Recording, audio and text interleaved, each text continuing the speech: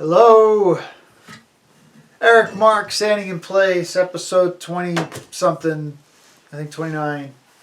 Have a very important question. How the hell did potatoes find their way into like every meal?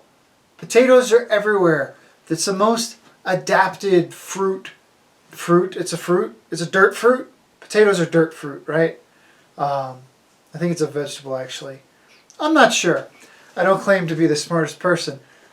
Potatoes, being a dirt fruit, had to find their way to adapt, to find a method to introduce themselves into all of our meals. I have to believe that this is a situation because I've realized they're in everything.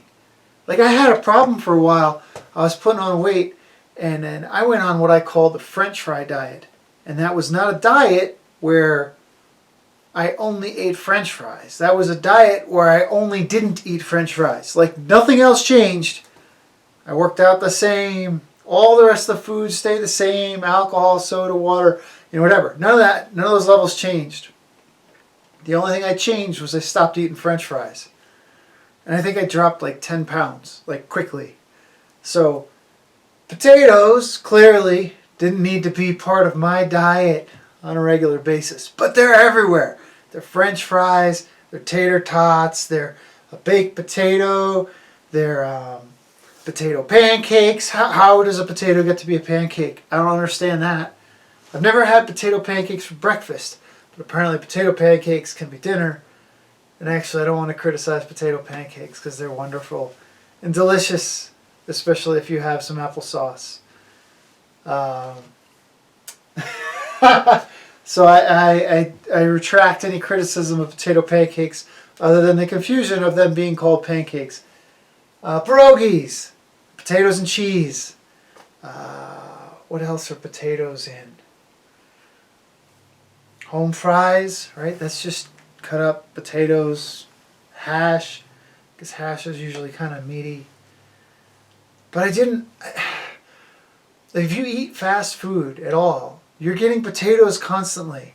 And I don't understand how they became like a necessary accessory unless there was just a complete surplus of potatoes and they needed to find a way to get rid of them. Kind of like the way that they needed to get rid of corn or store corn or pay people to grow corn, and we'll take food and we'll turn it into gasoline. Or we'll turn it into corn syrup. We'll make a sweetener out of it that should never exist because sugar's fine. But yeah, freaking potatoes are everything. They're in everything, and I don't like that. I didn't research potatoes. I didn't research why they've propagated through all of my meals. I did, however, research something else because we're talking about the important things tonight on the mental treadmills, standing in place with yours truly, pink lemonade. This is another thing. So something's been going on with me, and I think it's because I've been home a lot and I've been eating a lot of good, like really good home-cooked food. I mean, I've gotten to make some good stuff. I've been grilling a lot, and I have to believe that I do a good job on the grill.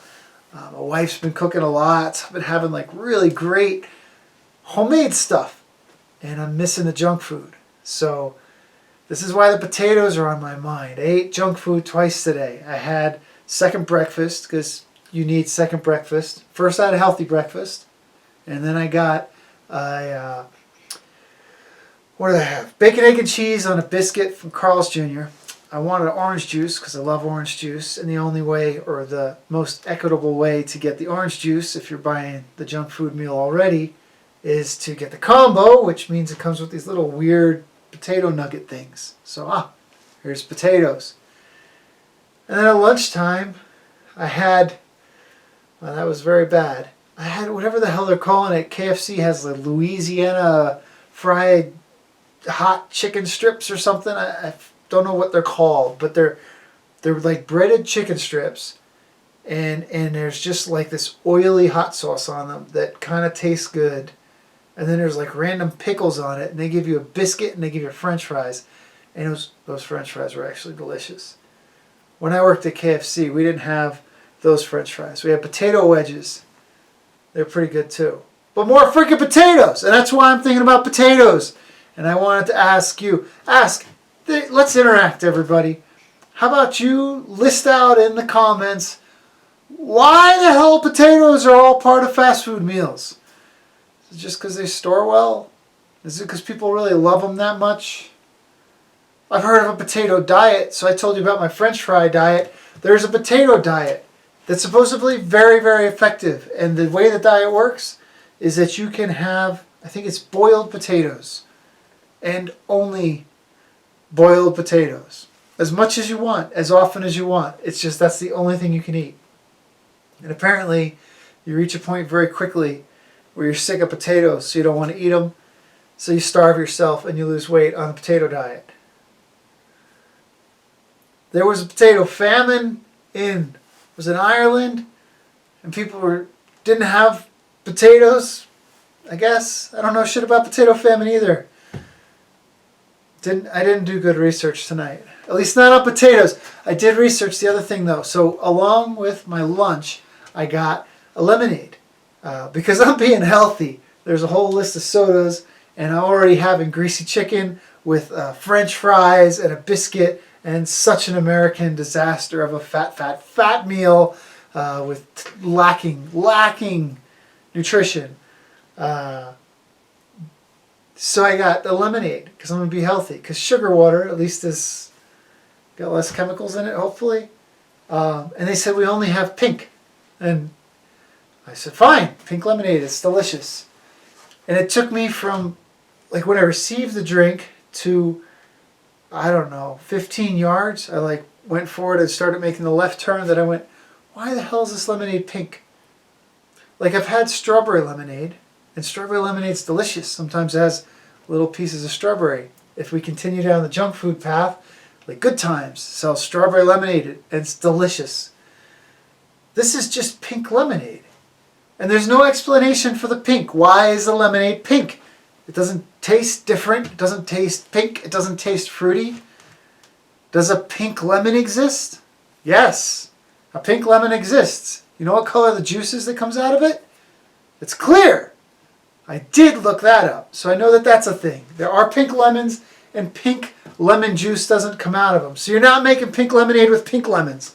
If you get pink lemons expecting it to be pink lemonade, you're just going to be disappointed. You're going to have a whole bunch of pink lemon skins and rinds, and that's going to be about it. It might still be delicious. So what is pink lemonade? Why does it exist, and where does it come from? Well, apparently, lemonade started in I think it was the 1600s. And then in the 1800s, pink lemonade showed up. So in the span, it was early 1700s, I think, and then later 1800s, 250 years, the age of our country. So the United States is at the stage where it was created, lemonade was created, which is just like squeezed lemons, water, and sugar. Fantastic. And then it got turned into pink lemonade. We're in the pink lemonade stage. What are we, 244 years right now? Pink lemonade stage. What is pink lemonade? Well, apparently there's two stories of how that came to be. And they're both fucked up. The one story was, and they're both circus stories, so that's appropriate. United States, we're at circus age, pink lemonade stage in our development. But hey, good part of that story, right? If that is the, late 1800s, lemonade made it another 200 plus years. So we got a good shot to make another 200 plus years. So those of you breeders out there that had their children, they got a shot. They're going to have potential to have a good existence and may continue on. We don't know when it ends. When does lemonade end? So it's okay. It's okay. You don't have to worry. Pink lemonade. In the circus. Guy selling lemonade. I'm the lemonade vendor. Apparently at that time, acquiring water to make the lemonade was difficult. And this guy ran out of water to make lemonade. So the dude started running around like crazy, looking for where am I going to get water, where am I going to get water. Found a bareback horse rider that was wearing red tights, and they were cleaning their red tights in a bucket of water. They'd removed the tights from the water. The dye led off into the water, making red water. Lemonade salesman needs water. Just grabbed it, made lemonade out of it, and sold it as strawberry lemonade. But really, it was like crotch juice sweat, horse sweat, red dye, gross pants, juice mixed with lemons. And that was pink lemonade, and people liked it, and it continues to be sold. That's disgusting, but also very creative. I don't appreciate the part where they described it as being strawberry. I think that's fucked up. It should have just been, it's red. You know, maybe even said it's just food coloring or something, or said nothing and just sold it as pink lemonade. I don't appreciate that you called it a flavor. There wasn't going to be any of that flavor in there. The other story actually might have tasted a little different.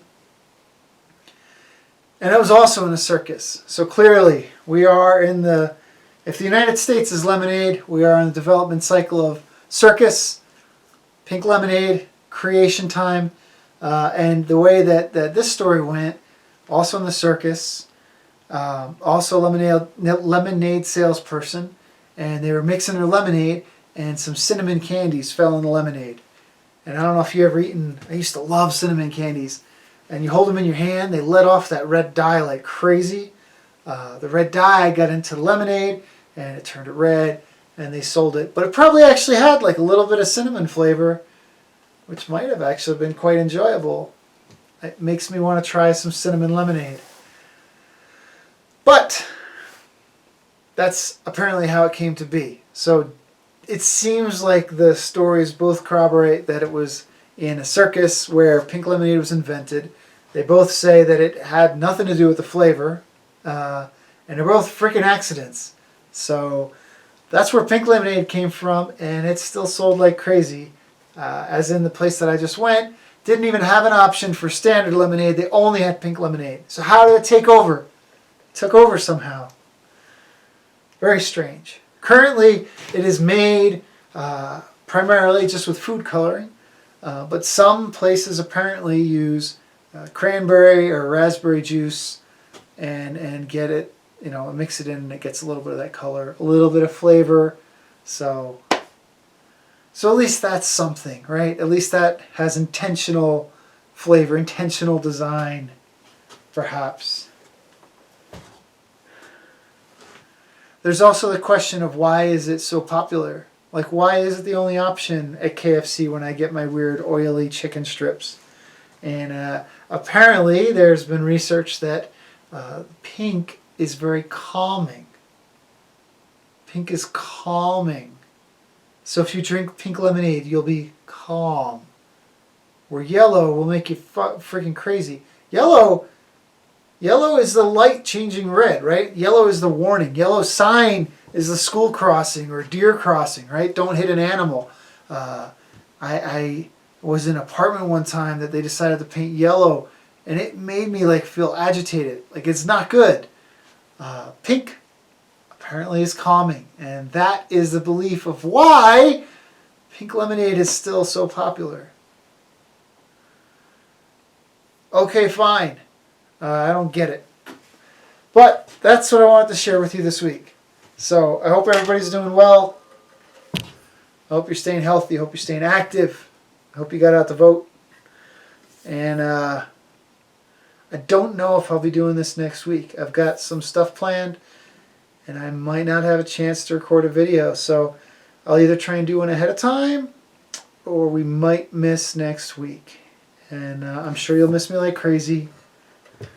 But don't worry, I'll make sure I get one together after that. So thank you for watching. I hope you all are well, and we'll see you soon. Take care.